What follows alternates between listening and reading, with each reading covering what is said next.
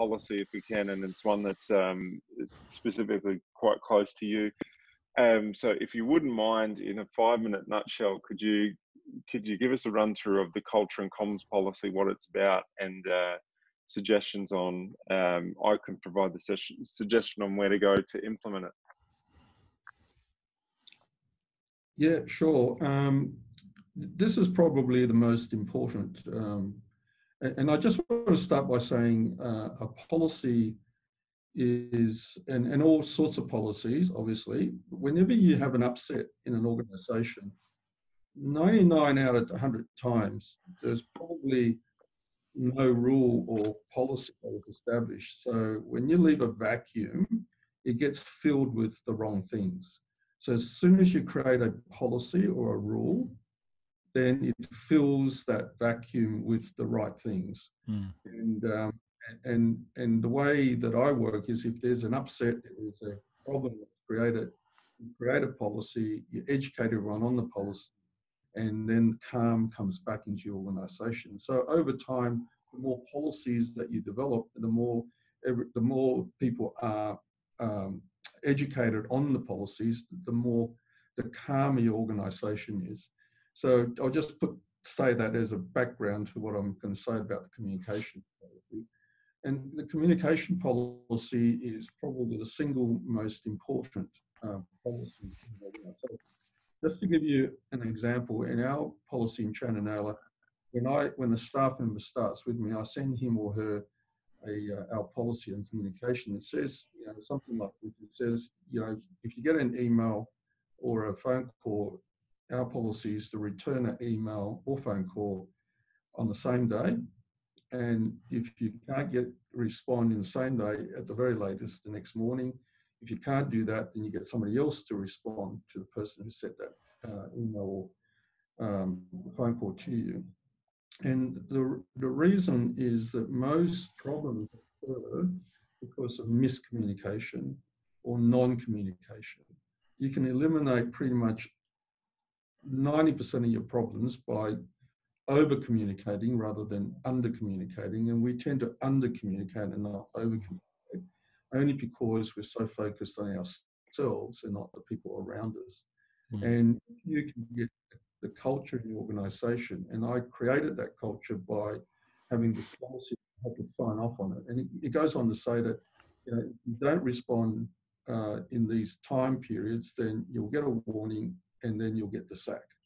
And it's around, and I'm really, really strict on this because we've got 160 staff, and if they have a really poor response policy, then your job is really, really hard. You imagine 160 people not responding, and then you've got to go around and police and get out the big stick and so forth. But if they all respond on the same day, how easy is your life? And then you can scale so much easier.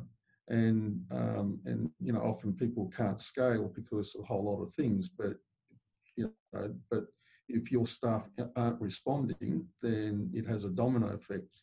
So and I'll talk about this about the body language and the message you're saying to someone when you don't respond quickly. The body language is that you don't care about them. You've got other better things to do. You've got other priorities in your life. They're really low on your priority list. It sends out all the wrong messages. And the single most important thing I keep saying to everybody is that the way that I grew my business, and one single thing was responding very, very quickly. And I did nothing else. I wasn't a rocket scientist. I wasn't anything like that. I just responded very, very quickly.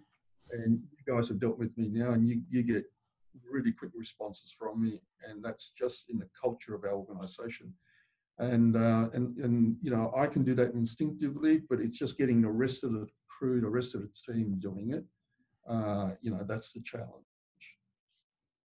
Yeah, and it's one of those things that it's somewhat difficult to put in words as well. So one of the things we have done is we've documented that policy for you, which we put in the vault under step 16.6, and it's actually the policy that Ed, you've used in the past. We use it ourselves. Jamie, you've used it as well. So it's been tried and tested.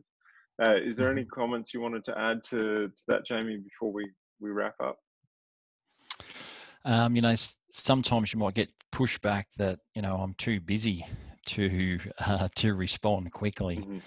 And so you'll have to, you've got to know how to answer those questions. And, you know, part of that process is, you know, identifying the fundamental problems in your team or the teams that you might have. And, you know, part of, you know, what Ed always says and what we teach is to get that traffic flow right. Mm-hmm. And that takes time, because when people say, oh, I'm too busy to respond, I didn't get back to you in 3 days. It's normal because an underlying, not just a, it's a symptom to a greater problem, that the partner or senior client manager is taking all the production traffic or taking all the communication traffic from the clients, and there's only 480 minutes in a day. So yeah, they're going to have a build up of 150 to 200 emails. And I've had people tell me that they've got 200 emails in their inbox or Yeah. 50 emails in their inbox, right? So The that's problem there, of course, is most of those emails, over 80% of those emails didn't have to go to them. Could right. have gone to somebody. Someone else. Yeah. Yeah. That's right. So you know, so when you see those symptoms, and if you've got those symptoms yourself, you know, it's a trigger to say, "Hang on, I've got to start putting in some Wize teams and Mm. systems and policies and procedures, and it's just a symptom to a bigger problem that I that think we're that's a all here to help solve." great point as well, in that everything that we talk about and the way in which we've structured the vault and the process in which we go through, everything's interconnected.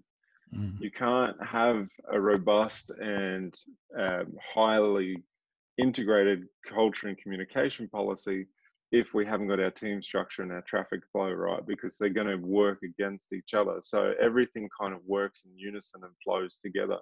So I think that's a really good point to touch on, and a great one to finish on. Guys, before we do wrap up, I can't see any other questions coming through. In the interest of letting everyone away on just after time, I'm sorry we've run a little bit over, but it's a pretty interesting topic to cover off. So I think it deserves a bit more time. Any parting comments from you guys? Ed, start with you. Yeah, it's not easy. Don't think leadership is easy. It is hard, and you've got to work harder on yourself than on the other person. And if you take that attitude, then you will progress your career in that leadership area. Excellent. Jamie? Yeah, the only other comment I'd make is, as you go on this leadership journey, is situations will arise where you know, you'll get an email or some situation might occur where you think it needs an instant response. My advice is, don't do an instant response. Sit on the issue or the problem. Have a think about it for, you know, sleep on it. If it's not a problem or issue that has to be solved like instantly, Ed's always said to me, how many times, Ed, you said, I'll sleep on that. Sleep on that. And you know, you'll calm down, you might be worked up, I know in my case, and then the next day, you know, I'd say, you know what, this is the way to approach this. This is the way to work to a solution towards this issue.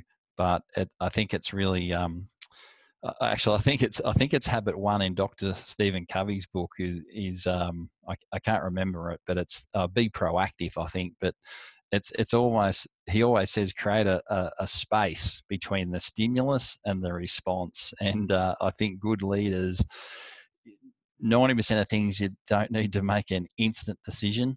You know, my probably fault over the years was always, you know, I think Ed used to say, Jamie's always actually, I'll just do it. But nah, you're better off sleeping on it and then finding the best approach and how to go about it. And your leadership will be so much better and calm, and you know, the methodology in your leadership will be better. and more consistent Absolutely. and calm. Yeah. No, thank you for sharing.